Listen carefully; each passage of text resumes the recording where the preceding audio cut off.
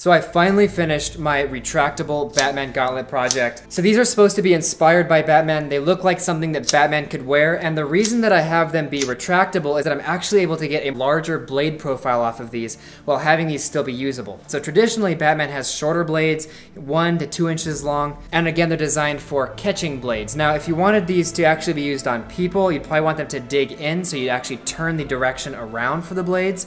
But I'm trying to make these look like Batman. They're for defense, like with the fights of Ra's al Ghul, so they're supposed to catch blades and stop them from progressing past. Now once I've introduced this dramatic blade profile, I of course wanted to give them the option to retract out of the way, so if you're doing parkour, you're climbing over something, you want to jump off, you don't want these to snag on anything, and you also don't want to accidentally stab yourself. So these tuck out of the way, but then when you want them to, they eject, and again, you get your defense back. Now the way that these operate is off of a magnetic drive, so it's essentially just a magnetic toggle. I've got a magnet in the front, in the rear, and then the rack of the rack and pinion design that slides forward and back is essentially going to toggle between those two magnetic fields, whichever one is closer and takes over the force. So if I want these to eject, I simply push it forward. If I want it to retract, I simply push it back and it snaps it in that other position. And then if the blades are in their inward or outer position, it's going to want to try to retain that position because the magnetic field is holding it there. While deriving the whole mechanism, I always kept in mind trying to keep these extremely thin as well, because I didn't want something that was bulky, and I also spent a lot of time tuning and adding different angles and things to make them look super aggressive, and again, retaining that small profile. So one way that you could have done this is have each blade on a different level so that they rotate out of the way of each other, but right there with that decision, you'd end up with a blade system that's about 3 times thicker. So that's a terrible choice, not gonna do that. So that's why I have each blade move in essentially 2 different motions. So each blade actually moves inward towards your arm,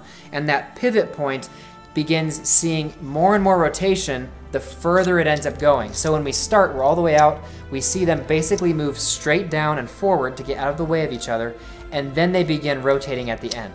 And I've accomplished that with this bearing slider mechanism that I perfected, and I've also done a lot of other tweaks in here to, 1, keep the friction way down, so there's lots of bearings in here of various sizes, and 2, to keep that whole overall aesthetic where it's pretty compact, and most of the structure is actually the bladed portion, which is of course the whole point. And then I've also got these serrated cable catches here that I basically put in there, so if we can imagine you're going through netting or something, it's gonna help catch and pinch that off before getting into the mechanism. Now if you wanna see more details and actually see every single piece that goes in here, check out my assembly video. That goes from building this entire set from all of the parts that I have of this. So that's there for those who wanted to make their own, because I do have the source files for this up on Patreon, so you can print these yourself. And then Etsy also does have these blades up. They come pre-assembled, but if you wanted to take them apart to clean them or repair a part or something, that's there as a resource for you as well. Now these of course could be cast out of metal if you wanted to.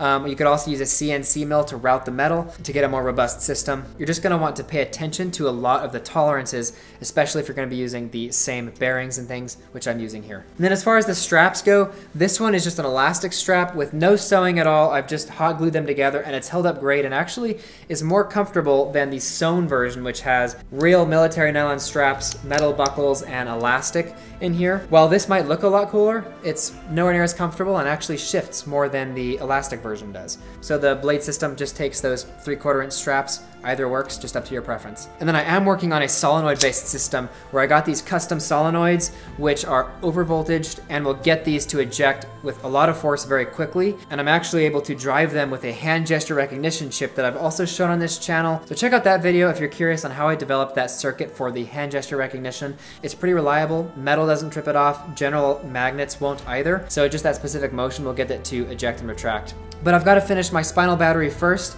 That's the thing that's going to actually power the whole system. So I'm going to bring all those together, and if you want to see that update, do click subscribe below if you're not already following the channel. So if you enjoyed this, click the like button below and leave a comment. I love reading your comments. You can leave any feedback that you have there, thoughts on the mechanism, what I should do next, anything goes there.